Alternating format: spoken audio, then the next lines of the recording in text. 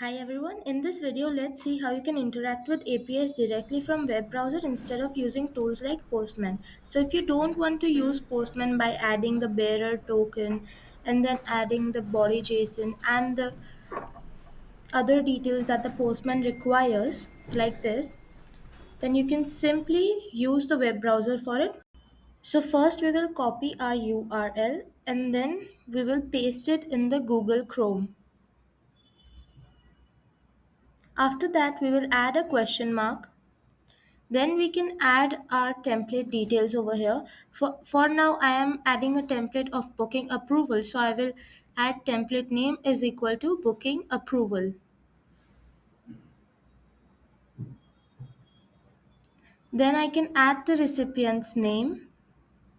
So there is no need to add details in this sequence. This is just for an example. You can add the recipient's name before, you can add the variable before, and the template details afterwards. So this is not the format that you have to follow. This is just for an example. So once you have entered all the details, you will click on enter. You can verify your details that it is correct as per the template. And after checking, we will then click on enter. So over here it is showing true. That means our webhook has received our details.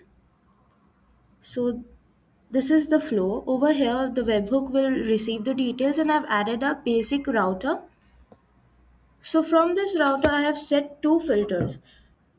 So in the first filter, if they enter the template name as booking approval, then they will receive this template. And in the second filter, I have set up the condition that if they select the template name as booking cancel, then they will receive this template message.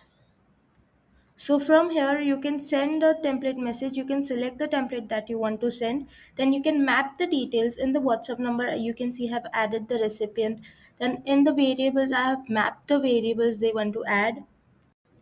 Then same in the second template message, I have mapped the template I want to send. Then I have mapped the WhatsApp number and the variables. Then you will click on save. So this is how you can interact with the APIs directly from web browser. Thank you.